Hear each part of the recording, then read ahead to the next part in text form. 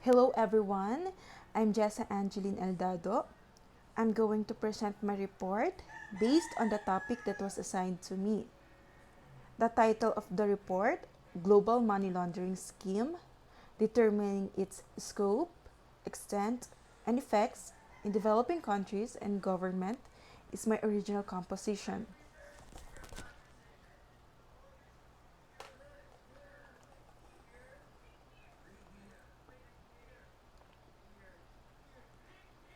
Okay, first of all, what is money laundering? According to About Business Crime Solution Incorporated, 2017, the term money laundering is said to have originated with the Italian mafia and such criminals as Al Capone, who allegedly purchased laundromats to commingle or mix their illegal profits from prostitution and bootlegged liquor sales with legitimate business sales from the laundromats to obscure their illegal profit.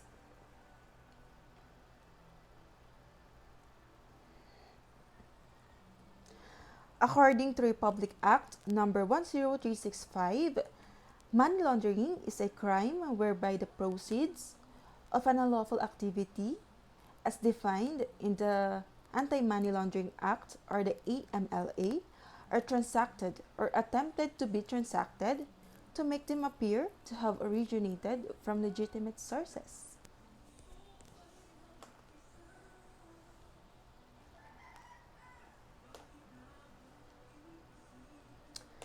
Money laundering is a process of making money earned from criminal activity appear to have a legitimate source. It is a multi-stage process where the money is accumulated, separated from its original sources, mixed with legitimately earned funds, and then funneled back to its original source, according to Langdon 2019.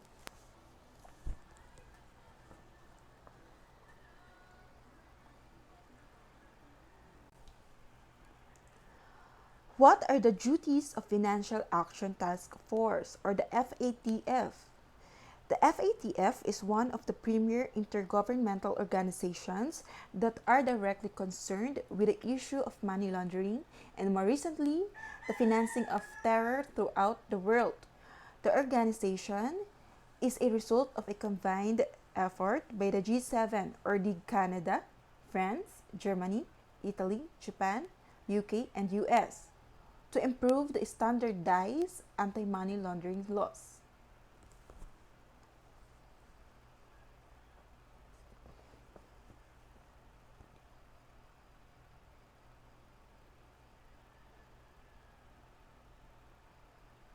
In 1990, the organization published a set of 40 recommendations that are widely considered to set the global standard for effective reforms. The recommendations covered changes countries could make to their laws, enforcement mechanisms, and investigative practices to prevent money laundering within their own borders.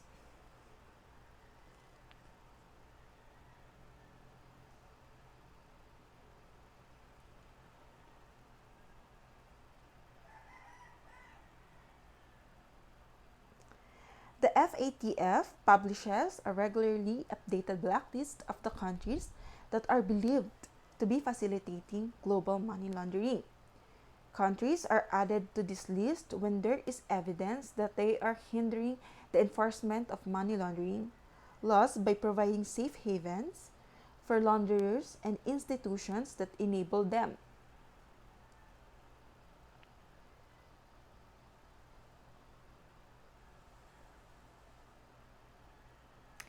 In the past, countries placed on this list and businesses headquartered in them have faced intense financial pressure, despite the fact that the list has no legal force on its own.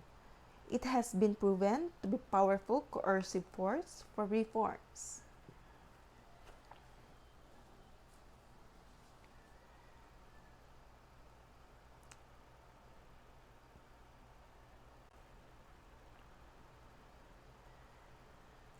What are the roles of the FATF on international cooperation to combat money laundering? International cooperation can arrest their corrosive effects on society, business, and government. Such cooperation against money laundering is improving, but requires more improvement.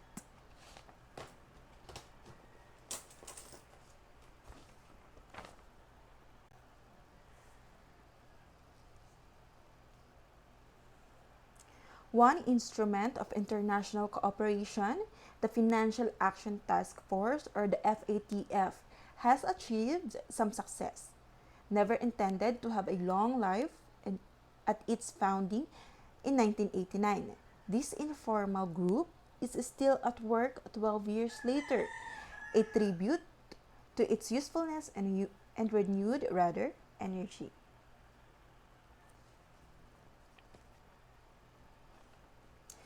The FATF sets the international standards for money laundering controls.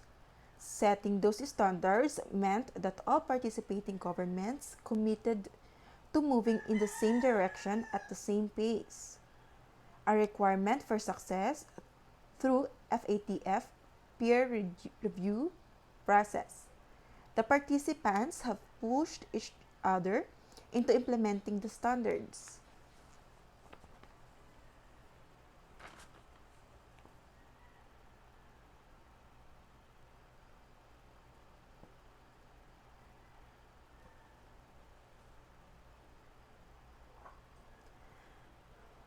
With expanded membership, the FATF has now achieved agreement on money laundering standards and implementation among 29 governments. More than that, FATF has encouraged development of regional groups to adhere the same standards.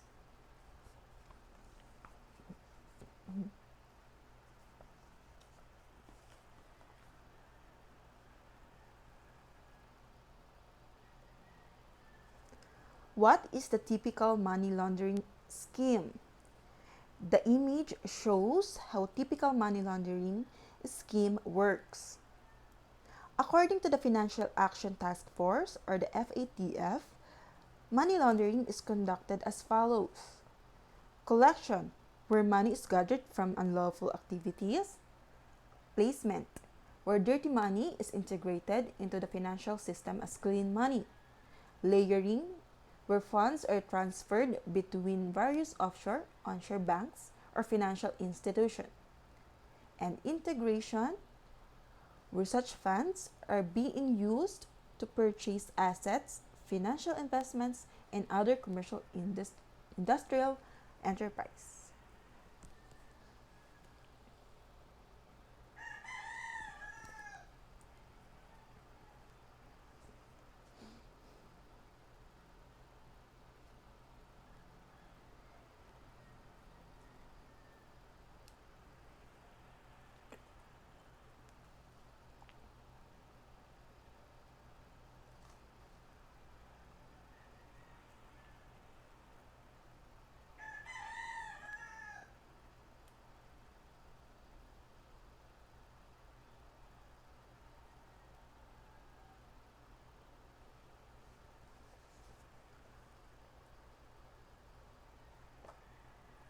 Okay, what are the different types of money laundering in the global setting?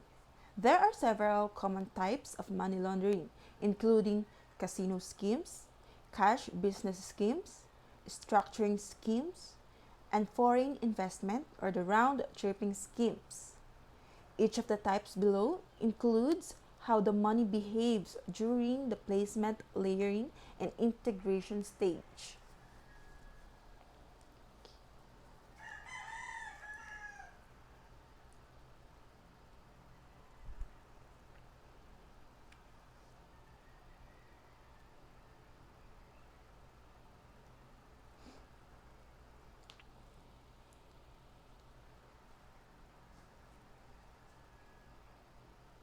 Okay, casino scheme. The casino scheme works by funneling the money through gaming. The money is converted to casino chips, which are then briefly played and then transferred back into cash. The chips may be converted by the launderer or by a proxy. In many cases, the casino where the money is being laundered is in a different nation than the launderer's nation of origin. This makes it difficult for law enforcement in either country to gather evidence that might reveal proof of money laundering.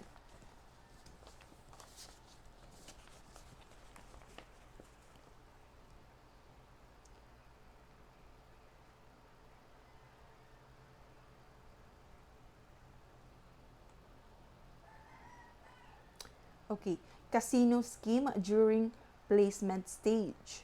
The placement stage occurs when the money is delivered to the proxy, who will take payment in cash and then exchange it into chips.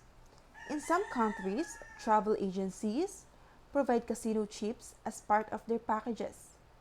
Paying for these packages in cash can be an effective way to place the cash without electronic records.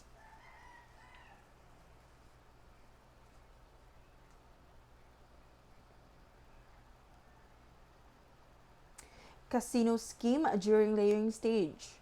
Layering. When the money is laundered through gambling, the layering stage takes place when the cash or chips purchased through an intermediary is carried into the casino and used for gambling. In most cases, very few of the chips are used for gambling because of the risk of loss. Instead, the chips are lightly used for several hours and then converted back into cash.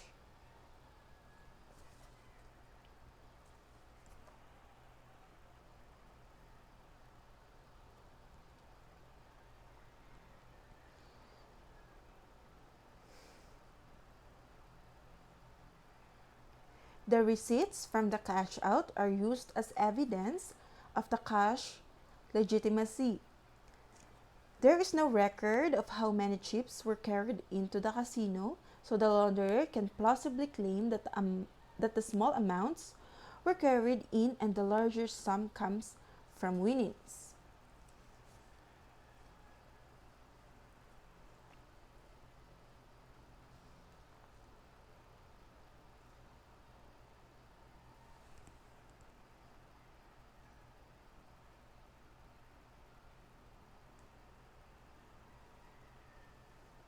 Okay. Casino scheme during integration stage. Integration. Money laundered through casinos is relatively easy to integrate.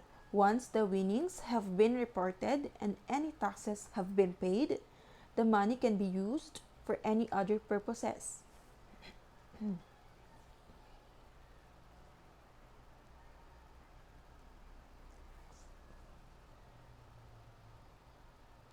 Next, the cash business scheme.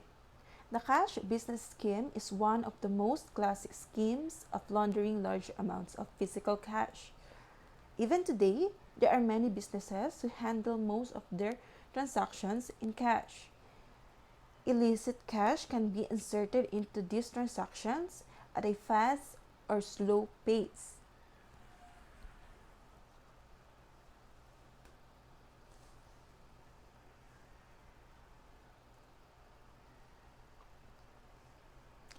Laundering money through cash-intensive businesses was the preferred method of the famous gangster Al Capone.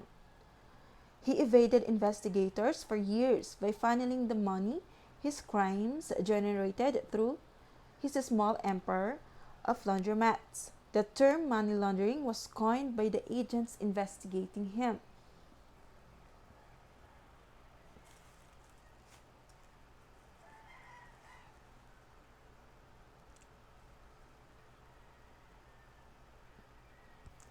Cash business scheme during placement stage. Excuse me. Placement for a cash-intensive business scheme involves direct cash payments to the owner or manager of the establishment. The money to be laundered for the day is brought to the premises of the business. It stays in a safe location until it can be added profits for the day through one several methods.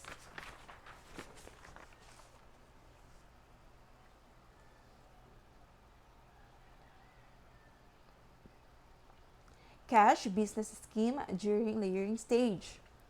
When the money is laundered through cash businesses, such as car washes and strip clubs, the layering stage takes place when dozens of fake transactions are slipped into the books throughout the day. These transactions may take the form of fake customers or through extra services tacked onto the legitimate transactions, with a difference added from the placed money.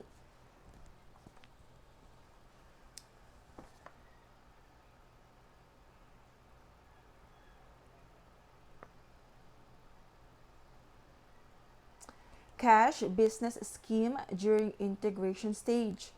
Cash intensive business schemes often extract the money through daily profits rather. This scheme requires the money to be laundered somewhat slowly, but some amount is ready every day, making it more liquid for the launderer.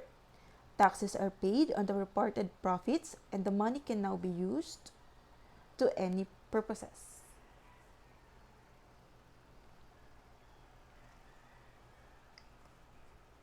Structuring scheme. The structuring scheme refers to the practice of distributing small amounts of a larger cash hoard to a series of partners who then deposit the money in incremental amounts.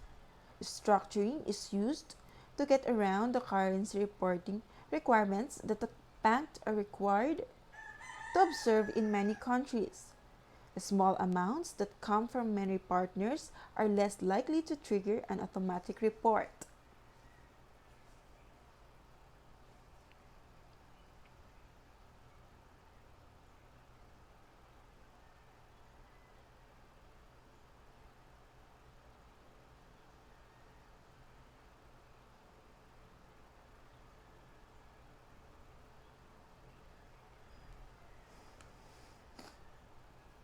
Structuring scheme during placement stage. The placement stage starts with the cash being distributed through a network of people who can be trusted to deposit the money back again on a schedule. Larger criminal organizations are more likely to use this strategy because they already possess a network of compliant members.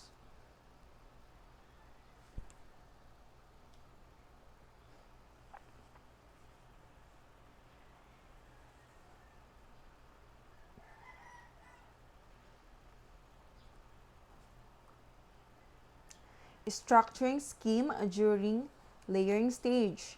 The layering stage for this type of scheme happens as the money is deposited back into one or several accounts. More advanced structuring schemes will attempt to ensure that the money is deposited in ways that avoid automatic detection. The cash must not only be deposited in small amounts, but in varying amounts and at different intervals.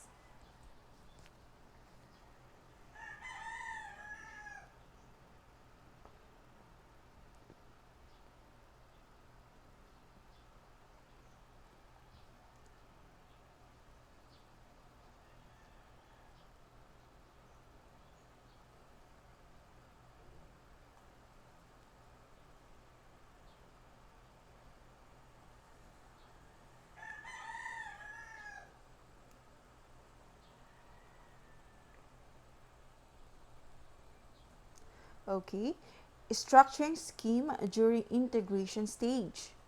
The money can be extracted as it moved back into the account. While this scheme avoids automatic detection and reporting, it is not as safe as some schemes. If the deposits do not come under scrutiny, it may be difficult for the launderer to explain why the deposits were made.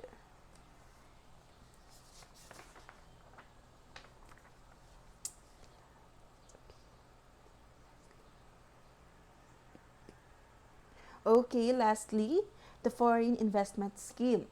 The foreign investment scheme states that the countries are allowed and encouraged to invest in U.S. businesses. However, the IRS has little power to come or to account rather for how the money used in these investments was accumulated. In some cases, the money comes from illicit activities.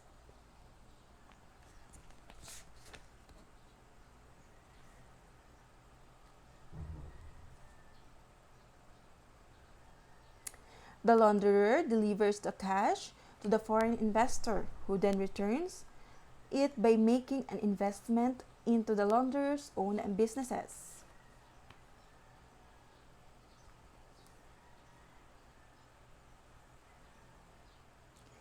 Foreign investment scheme during placement stage. Placement occurs when the cash is delivered to the foreign partner. In most successful schemes, the launderer will not appear to have any prior contact with the investor who is holding the money. For all intents and purposes, the money appears to be the property of the foreign partner.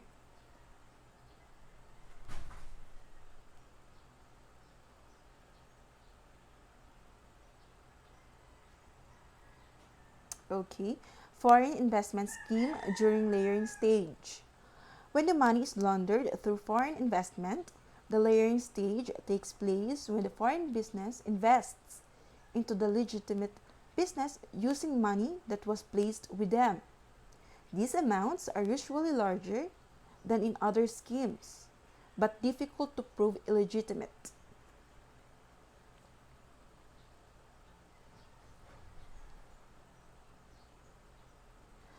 The money in this scheme can be more difficult to extract, despite the fact that large amounts can be moved. Investments into a business must be credibly used within that business. The money can be extracted from the profits that the investment generates, or from high executive salaries funded by the investment.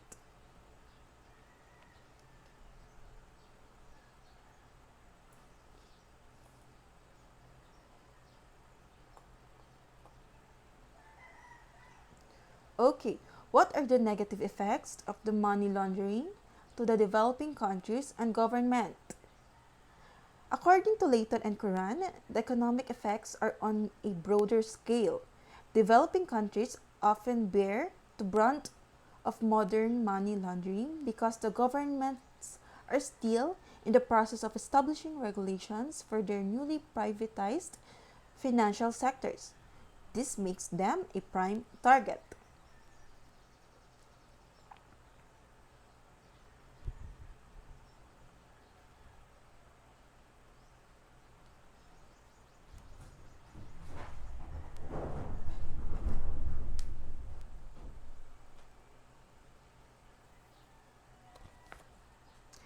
According to Garcia 2013, money laundering is a massive and evolving challenge around the world, and the increasing sophistication of technology only worsens detection and deterrence of the crime.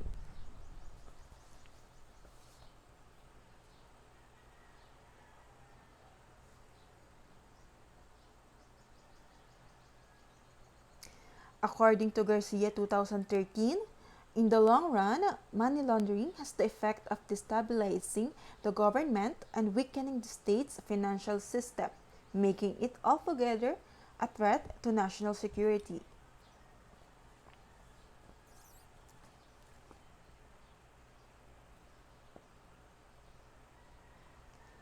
Negative effects of the money laundering to the developing countries and government are as follows.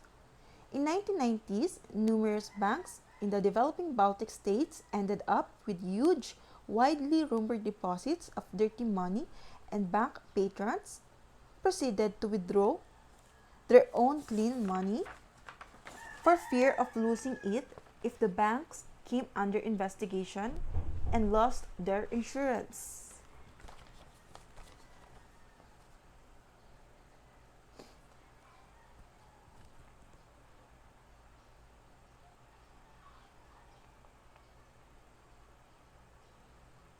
The banks collapsed as a result. Other major issues facing the world's economies include errors in economic policy resulting from artificially inflated financial sectors, massive influxes of dirty cash into particular areas of the economy that are desirable to money Launderers creates false demand and officials act on this new demand by adjusting economy policy.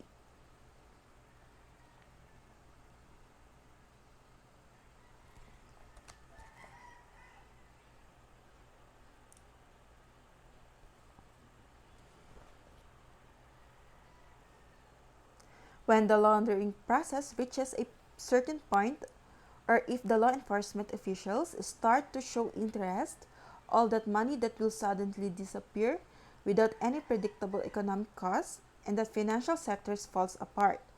Some problems on a more local scale relate to taxation and small business competition.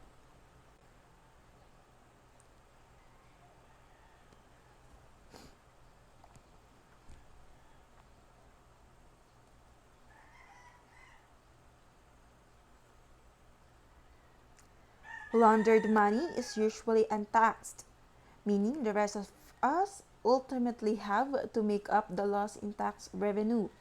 Also, legitimate small businesses can compete with the money laundering front businesses that can afford to sell a product for cheaper because their primary purpose is to clean money, not turn a profit. And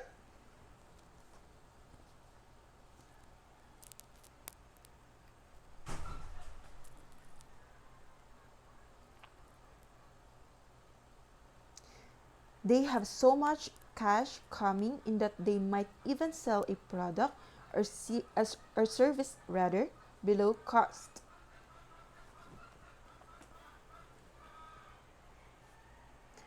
Why is money laundering illegal? Even though the money used in money laundering is often associated with other crimes, money laundering is illegal on its own without any evidence that the money was illicit. Many nations have made money laundering a crime because of the relationship laundering has with nearly every other type of lucrative crime.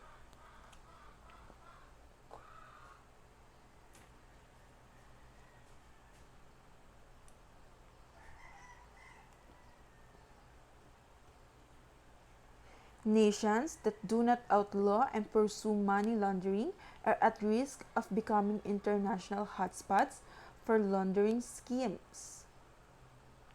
This can lead to decreased public safety as more criminals begin operating in the area.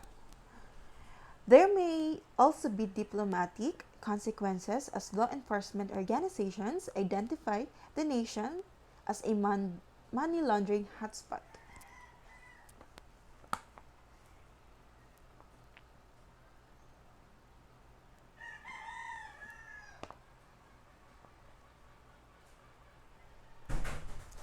The majority of global investigations focus on two prime money laundering industries: drug trafficking and terrorist organizations. The effects of successfully cleaning drug money is clear: more drugs, more crime, more violence. The connection between money laundering and terrorism may be a bit more complex, but it plays a crucial role in the sustainability of terrorist organizations.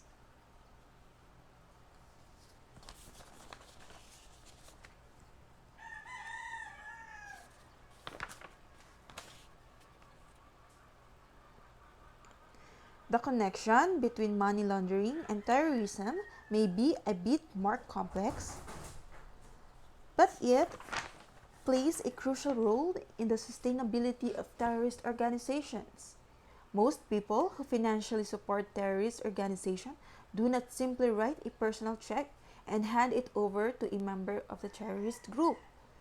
They send the money in a runabout ways that allow them to fund terrorism while maintaining anonymity.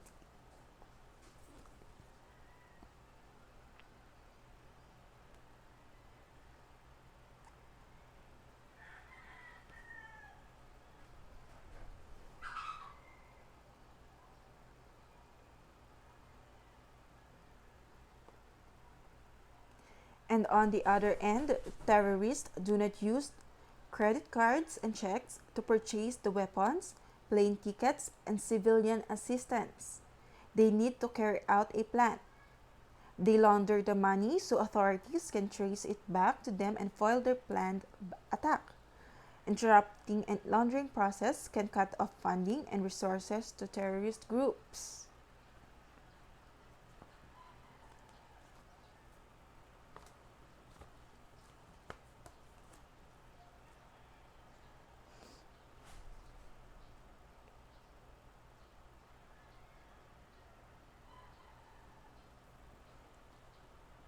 Okay, brief discussion of Republic Act number 10365. Rationale for enacting the law. The Philippines, while striving to sustain economic development and poverty alleviation through, among others, corporate governance and public office transparency, must contribute its share and play a vital role in the global fight against money laundering.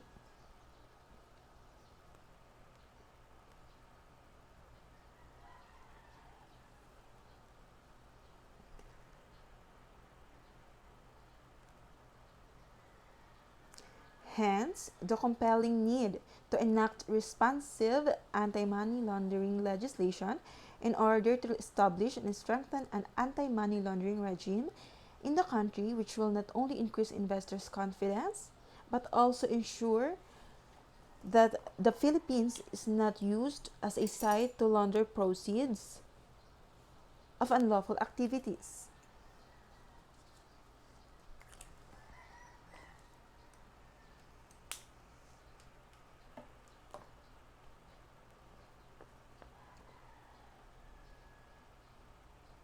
Okay. History of the law. Republic Act number 9160, otherwise known as the Anti-Money Laundering Act of 2001, was signed into law on September 29, 2001 and took effect on October 17, 2001.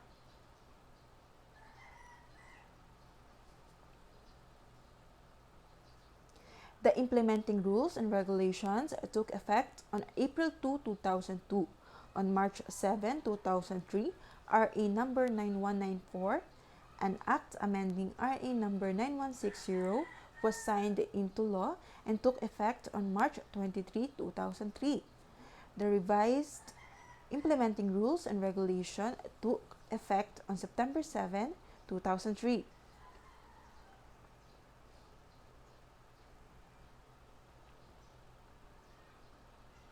Okay. The salient features of the law. Criminalizes rather money laundering, creates a financial intelligence unit, imposes requirements on customer identification, record keeping and reporting of covered and suspicious transactions, relaxes strict bank deposits secrecy laws, provides for bank inquiry and frees ex parte petition, seizure, forfeiture, recovery of dirty money, property, and provides for international cooperation.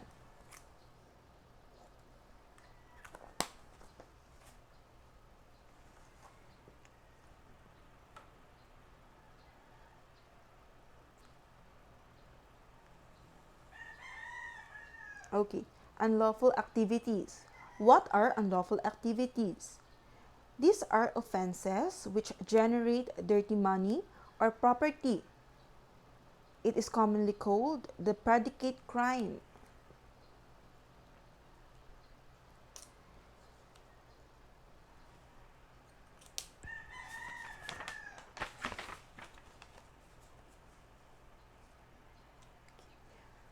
Predicate crimes or unlawful activities are as follows: kidnapping for ransom, drug trafficking and related offenses, graft and corrupt practices, plunder, robbery and extortion, weteng and masyaw, piracy, qualified theft, swindling, smuggling.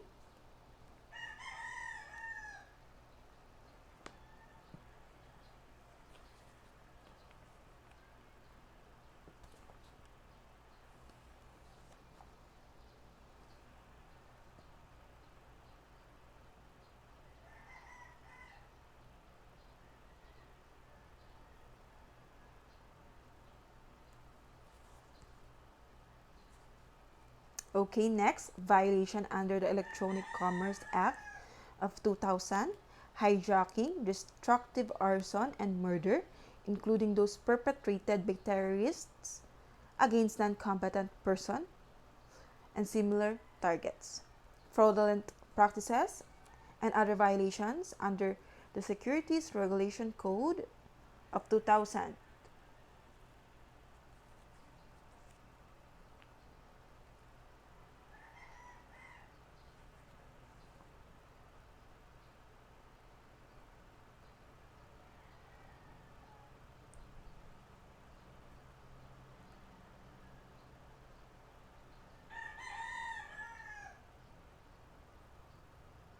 Okay, next, felonies are offenses of a similar nature that are punishable under the penal laws of other countries. Terrorism, financing and organizing or directing others to commit terrorism financing. Attempt, conspiracy to commit terrorism financing and organizing or directing others to commit terrorism financing.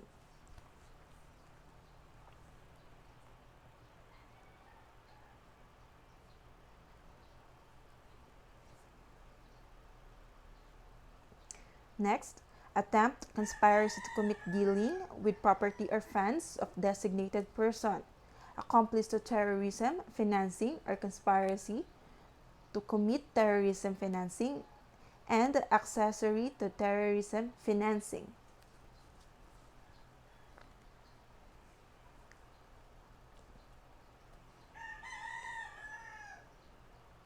Okay, breach of confidentiality.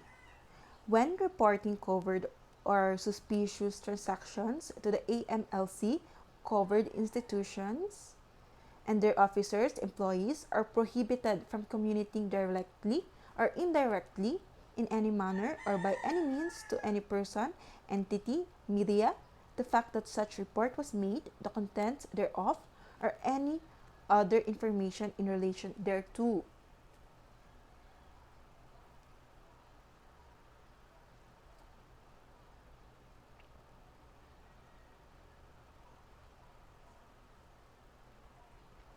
In case of violation thereof, the concerned official and employee of the covered institution shall be criminally liable. Neither may such reporting be published or aired in any manner or form of or by the mass media rather, electronic mail or other similar devices.